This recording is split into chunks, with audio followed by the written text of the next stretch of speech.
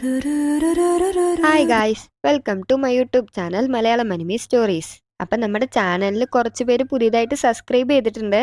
അവർക്കൊക്കെ വലിയൊരു താങ്ക്സ്. വീഡിയോയ്ക്ക് ലൈക്കും കമൻറ്റും ഒക്കെ ഇട്ട് സപ്പോർട്ട് ചെയ്യുന്ന കൂട്ടുകാർക്കൊക്കെ ഒരുപാട് താങ്ക്സ്. നിങ്ങളുടെ ഈ സപ്പോർട്ടൊക്കെ എപ്പോഴും ഉണ്ടാവുമെന്ന് ഞാൻ പ്രതീക്ഷിക്കുന്നു. ചാനലിൽ വീഡിയോ ഡിലേ ആവാനുള്ള കാരണം യൂട്യൂബ് കുറച്ച് പുതിയ റൂൾസ് ഒക്കെ കൊണ്ടുവന്നിട്ടുള്ള കാരണം കൊണ്ട് കോപ്പി റൈറ്റിന്റെ ഇഷ്യൂ കാരണം വീഡിയോ പിന്നെയും റീ എഡിറ്റിംഗ് ചെയ്യേണ്ടി വരികയാണ്. അങ്ങനെയാണ് വീഡിയോ ഡിലേ ആകുന്നത്. മാക്സിമം വീഡിയോസ് ഡിലേ ആകാണ്ട് ഇടാൻ വേണ്ടിയിട്ട് ഞാൻ ശ്രമിക്കാം കേട്ടോ. അപ്പൊ നമുക്കിന്ന് എപ്പിസോഡിലേക്ക് കടക്കാം. നമ്മളിന്ന് കാണാൻ പോകുന്നത് ദി ഫ്രാഗ്രന്റ് ഫ്ലവർ ബ്ലൂംസ് വിത്ത് ഡിഗ്നിറ്റിയുടെ 5ാമത്തെ എപ്പിസോഡാണ്. അങ്ങനെ എപ്പിസോഡിന്റെ തുടക്കത്തിൽ തന്നെ വഗൂരി കൊടുത്ത നോട്ടില് സ്റ്റിക്കി നോട്ട് കണ്ട് എല്ലാരും അവിടെ നിൽക്കുവാണ്. നട്സുവോ വന്നിട്ട് റിൻഡാരോ എന്താണിത്, എന്നിട്ട് ഉസാമി അവിടെ വന്നിട്ട് സൂക്കു റിൻഡാരോ എന്താ അവിടെ പ്രശ്നം, കരുക്കോയോ എന്ന് പറഞ്ഞിട്ട് അയോട്ടെ പോയി ആ നോട്ട് എടുക്കുവാണ്. എന്നിട്ട് ആ നോട്ട്സ് ഇങ്ങനെ വായിക്കുമ്പോഴത്തേനും റിൻഡാരോ വന്നിട്ട് അവന്റെ അടുത്തുനിന്ന് ഒരൊറ്റ തട്ടിപ്പറിക്കല്. അതുകൊണ്ട് എല്ലാവരും ഷോക്കാവും. അയോട്ടെ അവിടെ ഇരുന്നിട്ട് റിൻഡാരോ, അപ്പൊ റിൻഡാരോയ്ക്ക് ഒരുമാതിരി ആവുകയാണ്. അപ്പൊ നട്സുവോ അവിടെ നിന്നിട്ട് കരുക്കോ ആ പെൺകുട്ടിയല്ലേ ലൈബ്രറിയിൽ വെച്ച് കണ്ടത്,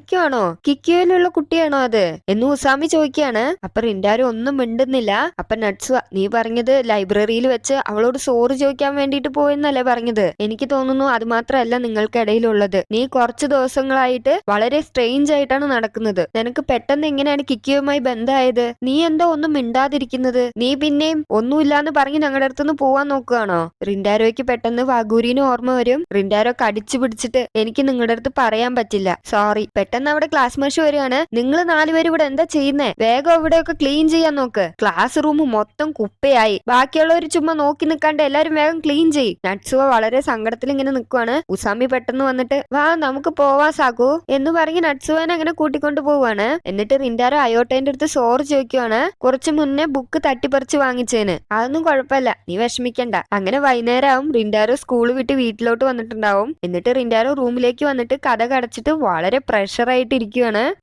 ഞാൻ എന്ത് പൊട്ടത്തരായി കാണിച്ചേ, ഞാൻ അവരോട് അങ്ങനെ സംസാരിക്കാൻ പാടില്ലായിരുന്നു.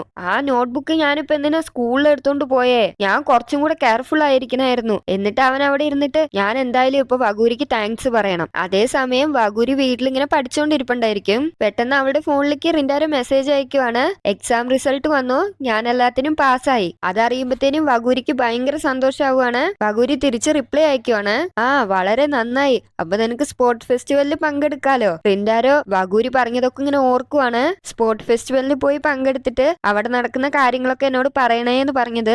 അതേസമയം സബാരു പറഞ്ഞതും അവന് ഓർമ്മ വരുവാണ്. ചിഡോരി സ്കൂളിനെ കിക്കിയോയിലുള്ള ടീച്ചേഴ്സ് വരെ വെറുക്കുന്നുണ്ട്. വഗൂരി എങ്ങാനും ചിഡോരി സ്കൂളുമായിട്ട് ബന്ധമുണ്ടെന്ന് അറിഞ്ഞാൽ അത് കൂടുതൽ പ്രശ്നമാകും. എനിക്ക് അവളുടെ ഹാപ്പിനെസ് പ്രൊട്ടക്ട് ചെയ്തേ പറ്റുള്ളൂ എന്നൊക്കെ പറഞ്ഞത് അവനിങ്ങനെ ഓർക്കുവാണ്. അപ്പൊ അവൻ വളരെ വിഷമത്തില് റിപ്ലൈ അയക്കാണ്ട് ഫോണ് ലോക്ക് ചെയ്യും. അപ്പൊ വഗൂരിക്ക് വളരെ സന്തോഷാവുകയാണ്. അവൻ എക്സാമിന് പാസ്സായേന് അവന് ഏത് ഗെയിം ആയിരിക്കും സ്പോർട്സ് ഫെസ്റ്റിവലിൽ കളിക്കാന്ന് പറഞ്ഞിട്ട് അവളിങ്ങനെ ആലോചിച്ചോണ്ടിരിക്കുവാണ്. അങ്ങനെ അടുത്ത ദിവസം ആകും, സ്കൂളിൽ എല്ലാരും വന്നിട്ടുണ്ടാവും. ഉസാമി അയോട്ടെ അവിടെ വന്ന് നോക്കുമ്പോഴത്തേനും റിൻഡാരോ ഒരു ദിക്കിലും നട്സുവ വേറൊരു ദിക്കിലായിരിക്കും ഇരിക്കുന്നുണ്ടാവുക. ഇപ്പൊ നമ്മൾ എന്താ ചെയ്യാ, ആദ്യം നട്സുവ എന്നോടായിരുന്നു പിണങ്ങിയിരിക്കുന്നത്, ഇപ്പൊ അത് റിൻഡാരോന്റെ അടുത്തായി. അപ്പൊ അയോട്ടെ ഡാ ഈ പ്രാവശ്യം നീ വേണം സമാധാനപ്പെടുത്താൻ, കഴിഞ്ഞ പ്രാവശ്യം റിൻഡാരോ അല്ലേ നിങ്ങളെ സമാധാനപ്പെടുത്തിയത്, അപ്പൊ ഈ പ്രാവശ്യം അത് നിന്റെ ഡ്യൂട്ടിയാണ്. അപ്പൊ ഉസാമി എന്ത് ചെയ്യണം അറിയാണ്ട് ആ ശരി എന്ന് പറയുവാണ്. അങ്ങനെ അവര് പ്ലാൻ ഇട്ടിട്ട് ഉസാമി ഒരു ക്യാപ്പ് ഒക്കെ ഇട്ടിട്ട് വന്നിട്ട് നമുക്കിനി സ്പോർട്സ് ഫെസ്റ്റിവലിനാകും 3 ദിവസമേ ഉള്ളൂ, എഴുന്നേറ്റ് വാ നമുക്ക് പ്രാക്ടീസ് ചെയ്യാം. അപ്പൊ നട്സുവ ഞാനൊന്നും വരുന്നില്ല, എനിക്ക് വേറെ പ്ലാൻ ഉണ്ട്. റിൻഡാരോ അപ്പൊ ഉസാമിയുടെ പ്ലാൻ ഒക്കെ പൊളി, ഓ എന്നെ കൊണ്ട് വയ്യ, ഇവരെങ്ങനെയാണാവോ സമാധാനപ്പെടുത്താൻ പോകുന്നത്, എനിക്ക് സ്പോർട്സ് ഫെസ്റ്റിവലിൽ എൻജോയ് ചെയ്യണം എന്ന് പറഞ്ഞിട്ട് അവരവിടെ ഇരുന്ന് കരയുവാണ്. അപ്പൊ വൈകുന്നേരം ആവും, റിൻഡാരോ സ്കൂളിൽ നിന്ന് പോവുകയാണ്. അപ്പൊ നട്സുവ സ്കൂളിൽ നിന്ന് ഇറങ്ങി ഇങ്ങനെ ഒറ്റയ്ക്ക് പോയിക്കൊണ്ടിരിക്കുകയായിരിക്കും. പെട്ടെന്ന് ഉസാമി അയോട്ടെ കൂടെ ഓടി വന്ന് നട്സുവേനെ പിടിക്കുകയാണ്. അപ്പൊ നട്സുവ നിങ്ങൾക്കൊക്കെ എന്താ വേണ്ടേ, അപ്പൊ അവര് നമുക്ക് വീട്ടിൽ പോകുന്ന വരെ നമുക്ക് സംസാരിച്ചോണ്ട് പോവാം, എനിക്ക് സംസാരിക്കാനൊന്നും ഇല്ല. എന്നിട്ട് അങ്ങനെ അവൻ നടന്നുകൊണ്ടിരിക്കുവാണ്. അപ്പൊ ഉസാമി സാക്കു റിൻഡാരോ കിക്കിയോ സ്കൂളുമായിട്ട് അടുപ്പം കാണിക്കുന്നത് കൊണ്ടാണോ നിനക്ക് പ്രശ്നം, അല്ല പിന്നെ എന്താടാ, അവന് നമ്മളെയൊന്നും വിശ്വാസമില്ലടാ, എന്താ അങ്ങനെയല്ലേ, അതാണ് നിന്റെ പ്രശ്നം, നീ എന്താടാ ഇങ്ങനെ ചെറിയ പിള്ളേരെ പോലെ കാണിക്കുന്നതെന്ന് പറഞ്ഞിട്ട് ഉസാമി അവന്റെ തലയിൽ 2 തട്ട് തട്ടുവാണ്. അപ്പൊ അവൻ സോറി പറഞ്ഞിട്ട് പോവാണ്. ഇവനെന്താ ഇങ്ങനെ പെരുമാറുന്നത്. എന്നെ പോലുള്ള ഒരാൾക്ക് ചിഡോരിയില് അവനെ പോലെ ഒരു ഫ്രണ്ട് കിട്ടിയതിന് ഞാൻ വളരെ താങ്ക്ഫുൾ ആയിരുന്നു. പക്ഷെ ഇപ്പൊ എന്തോ അവന് സ്ട്രേഞ്ച് ആയിട്ട് നടക്കുന്നുണ്ട്. അപ്പൊ ഞാൻ അവന്റെ കൂടെ ഉണ്ടാവണം എന്നാണ് ആഗ്രഹിക്കുന്നത്. റിൻഡാരോനെ പറ്റി നമുക്ക് എല്ലാവർക്കും അറിയാം. അവൻ നമ്മൾ എന്തെങ്കിലും ഹേർട്ട് ആവുന്നതിന് മുമ്പ് തന്നെ അവനത് കണ്ടുപിടിക്കുന്ന ആളാണ്. അവന് നീ ഇപ്പൊ ഇങ്ങനെ ഫീൽ ചെയ്യുന്നുണ്ടെന്നൊന്നും അവനെ അറിയണ്ടാവില്ല. അതുകൊണ്ടായിരിക്കും അവൻ അങ്ങനെ ചെയ്തിട്ടുണ്ടാവുക. റിൻഡാരോ ശരിക്കും ഒരു ഡാം കൂൾ ആയിട്ടുള്ള ഒരാളല്ലേ എന്നിങ്ങനെ ഉസാമി പറഞ്ഞുകൊണ്ടിരിക്കുകയാണ്. അപ്പൊ അയോട്ട, നീ ശ്രദ്ധിച്ചോന്ന് അറിയില്ല, റിൻഡാരോ നമ്മളോട് പറഞ്ഞത് ഇപ്പൊ അവനെ കൊണ്ട് അത് പറയാൻ സാധിക്കില്ല എന്നാണ്. അതുമല്ലാണ്ട് ആവശ്യമില്ലാത്ത പ്രശ്നത്തില് നമ്മളെ പിടിച്ചിടണ്ടെന്ന് ഉദ്ദേശിച്ചിട്ടായിരിക്കും അവൻ ചിലപ്പോ പറയാത്തത്. അവൻ ആദ്യം നമ്മളോട് പറയാൻ റെഡി ആയിട്ട് അവൻ വന്ന് നമ്മളോട് പറഞ്ഞോളും. നമുക്ക് അവന് കുറച്ച് സമയം കൊടുക്കാം. എന്നിട്ട് ഉസാമി, മതിയടാ ഇനി ഇങ്ങനെ ഇരിക്കാതെ നമുക്ക് പോയിട്ട് എന്തെങ്കിലും ടേസ്റ്റ് ആയിട്ട് കഴിച്ച് ചിയറിപ്പിക്കാം. അവനെ സമാധാനപ്പെടുത്തി അങ്ങനെ കൂട്ടിയിട്ട് പോവാണ്. അങ്ങനെ ആ സീൻ അവിടെ തീർന്നിട്ട് അടുത്ത സീന് റിൻഡാരോന്റെ ബേക്കറി കാണിക്കുവാണ്. റിൻഡാരോന്റെ അമ്മ റിൻഡാരോനെ നോക്കിയിട്ട്, ഡാ നിന്റെ മുഖം എന്താടാ ഇങ്ങനെ നീണ്ടിരിക്കുന്നേ, നിനക്ക് എന്താ പറ്റിയെന്ന് ചോദിക്കുവാണ്. ഒന്നുമില്ലാന്ന് പറഞ്ഞ് റിൻഡാരോ ക്ലീൻ ചെയ്തോണ്ടിരിക്കുവാണ് അവിടെ. നീ പിന്നെ എക്സാമിന് പൊട്ടിയോ? ഇല്ല, ഞാൻ എല്ലാത്തിനും പാസ്സായി. അത് കേട്ടപാടെ റിൻഡാരോന്റെ അമ്മ ചിരിച്ചോണ്ടിരിക്കുകയാണ്. ഒന്ന് തമാശ പറയാണ്ട് പോണോ ചെറുക്ക, പിന്നെ നീയല്ലേ ജയിക്കാൻ പോകുന്നേ? ഇല്ല, ഞാൻ സീരിയസ് ആയിട്ടാണ് പറഞ്ഞത്. അപ്പൊ അവന്റെ അമ്മ ഷോക്കായിട്ട്, ഡാ നീ തമാശ പറഞ്ഞല്ലോ. അവരങ്ങനെ സംസാരിച്ചോണ്ടിരിക്കുന്നതിന്റെ ഇടയില് വഗൂരി വരുവാണ്. അപ്പൊ റിൻഡാരോന്റെ അമ്മ, ആ വഗൂരി മോളോ, വാ വാ, ഞാനിന്ന് വരാൻ കുറെ ലേറ്റ് ആയി. ഇവിടെ ബാക്കി കേക്ക് ഏതെങ്കിലും ഇരിപ്പുണ്ടോ? അപ്പൊ റിൻഡാരോ വഗൂരിനെ കണ്ടപാടെ അവിടെ ഒളിഞ്ഞിരിക്കുവാണ്. ഇപ്പൊ ഒരുപാട് വെറൈറ്റി കേക്കുകളൊന്നുമില്ല, പക്ഷെ ആഴ്ചയുടെ അവസാനം വന്നു കഴിഞ്ഞാൽ ഉണ്ടാവും. ആ അത് ശരിയാണ്, പക്ഷെ എനിക്കിപ്പോ കേക്ക് കഴിക്കണം പോലെ തോന്നി. കാരണം ഞാൻ മിഡ് ടേം എക്സാമിന് നന്നായി മാർക്ക് എടുത്ത് പാസ്സായി. അപ്പൊ എനിക്ക് തന്നെ ഞാൻ റിവാർഡ് കൊടുക്കാന്ന് ആലോചിച്ച് വന്നതാണ്. അപ്പൊ റിൻഡാരോന്റെ അമ്മ, ആ മിഡ് ടേം എക്സാമോ? അത് പറഞ്ഞപ്പോഴാ എനിക്ക് ഓർമ്മ വന്ന്. റിൻഡാരോനെന്ന് പറഞ്ഞിട്ട് റിൻഡാരോനെ നോക്കുമ്പോ അവ അവിടെ ഇരുന്ന് മിണ്ടല്ലേ മിണ്ടല്ലേ എന്ന് പറയുവാണ്. എന്നിട്ട് പെട്ടെന്ന് റിൻഡാരോനെ അവിടെ നിന്ന് പൊക്കിയെടുത്തിട്ട്, റിൻഡാരോക്ക് ഈ പ്രാവശ്യം നല്ല മാർക്കാണ് എക്സാമിന്. അപ്പൊ റിൻഡാരോ എന്നെ ഒന്ന് വിട്. അപ്പൊ വഗൂരിക്ക് ഷോക്കാവും. റിൻഡാരോ നീ ഇവിടെ ഉണ്ടായിരുന്നോ? അപ്പൊ റിൻഡാരോന്റെ അമ്മ, ആ അവൻ ഇവിടെ നേരത്തെ തന്നെ ഉണ്ടായിരുന്നു. റിൻഡാരോ നീ അവിടെ ഇരുന്ന് കഴിഞ്ഞാൽ അവള് കാണില്ല എന്ന് നീ പ്രതീക്ഷിച്ചോ? ഇത് ഗ്ലാസും കൊണ്ട് ഉണ്ടാക്കിയിരിക്കണാണ്, സോ അവൾ എന്തായാലും നിന്നെ കാണും. എന്നിട്ട് റിൻഡാരോന്റെ അമ്മ, റിൻഡാരോ വഗൂരിന്റെ ഓർഡർ നീ നോക്കിക്കോ.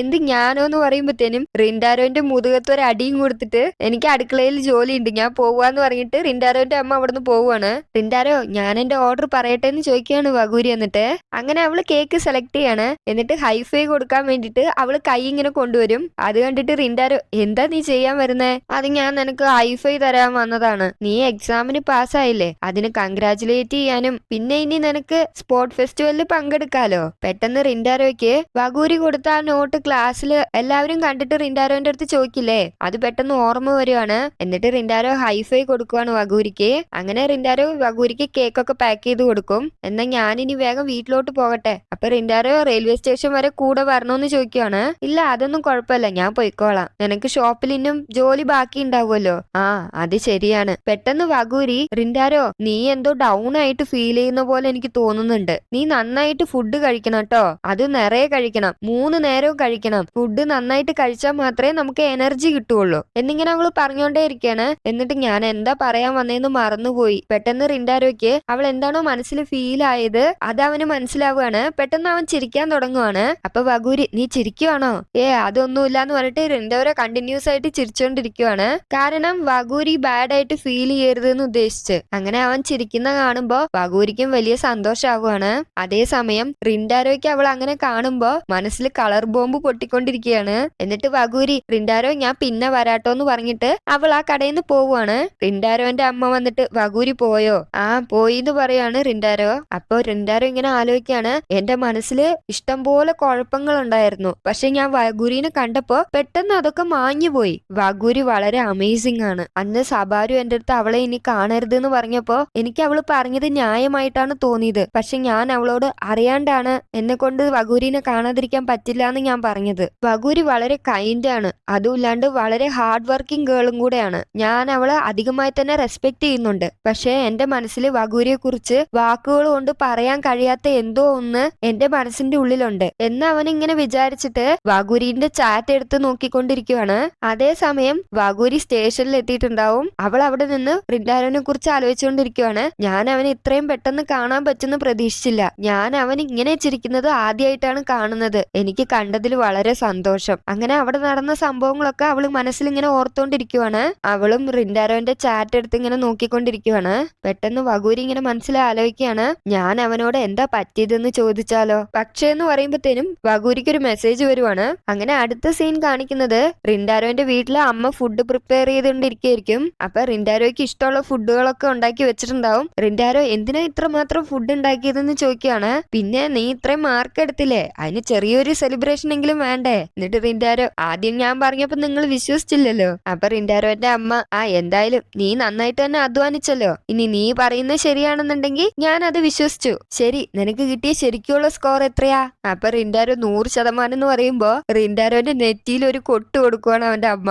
എന്നിട്ട് റിൻഡാരോ അവന്റെ ടെസ്റ്റ് പേപ്പർ എടുത്തോണ്ട് പോയി അമ്മയ്ക്ക് കാണിച്ചു കൊടുക്കുകയാണ്. ഇപ്പൊ വിശ്വാസമായോ? അപ്പൊ അവന്റെ അമ്മ നോക്കിയിട്ട്, ഇത് സത്യമൊന്നുമല്ല, പക്ഷെ ശരിക്കും പറഞ്ഞാ എനിക്ക് വളരെ സന്തോഷായി. അപ്പൊ റിൻഡാരോ, ഞാൻ വലിയ മാർക്കൊന്നും എടുത്തിട്ടില്ല, ജസ്റ്റ് പാസ്സാവുക മാത്രമേ ചെയ്തിട്ടുള്ളൂ. അപ്പൊ അവന്റെ അമ്മ, അത് ശരിയാണ്, പക്ഷെ നീ ചെറുപ്പം മുതലേ കാര്യങ്ങളൊക്കെ ഈസി ആയിട്ട് വിട്ടുകൊടുക്കുന്ന ഒരാളാണ്. പക്ഷെ ഈ പ്രാവശ്യം നീ അങ്ങനെ വിട്ടുകൊടുത്തില്ല, നീ കഷ്ടപ്പെട്ട് പഠിച്ച് പാസ്സായി. അതെന്നെ വളരെ സന്തോഷപ്പെടുത്തുന്നുണ്ട്. നീ ഇപ്പൊ പെട്ടെന്ന് പഠിക്കാൻ തീരുമാനിച്ച കാര്യം എന്താണെന്ന് എനിക്കറിയില്ല, പക്ഷെ അതിനെന്തായാലും ഒരു കാരണം ഉണ്ടാവും. നീ ഇപ്പോഴും പ്രശ്നങ്ങൾ കാരണം വളരെ സ്ട്രഗിൾ ചെയ്യുന്നുണ്ടാവും. അപ്പൊ റിൻഡാരോ, ഇതൊക്കെ നിങ്ങക്ക് എങ്ങനെ അറിയാം? അപ്പൊ അവന്റെ അമ്മ ചിരിച്ചിട്ട്, ഞാൻ നിന്റെ അമ്മയാടാ, ഞാൻ ഒരുപാടൊന്നും അന്വേഷിച്ചില്ല. വകൂരിയുടെ കാര്യത്തിൽ മുമ്പ് സംഭവിച്ചതിന് നീ പോയി അവളോട് സോറി ചോദിച്ചുല്ലേ. പെട്ടെന്ന് നീ നിന്നെ തന്നെ അടിച്ചപ്പോ എനിക്ക് വളരെ സർപ്രൈസ് ആയിട്ടാണ് തോന്നിയത്. അപ്പൊ ഞാൻ നിന്റെ കാര്യത്തിൽ ഒരുപാട് പേടിക്കുകയും ചെയ്തു. കാരണം നീ എന്തേലും തെറ്റ് ചെയ്ത് കഴിഞ്ഞാൽ സോറി പറയാണ്ട് പോകുന്ന ഒരാളല്ല നീ ഇപ്പൊ കുറെ കാര്യങ്ങൾ ആലോചിച്ച് ഓവർ തിങ്ക് ചെയ്യുകയും എല്ലാ ഹോപ്പും നഷ്ടപ്പെട്ട പോലെ ചിലപ്പോ നീ ഇരിക്കണ്ടായിരിക്കും. പക്ഷെ എല്ലാത്തിന്റെ അവസാനം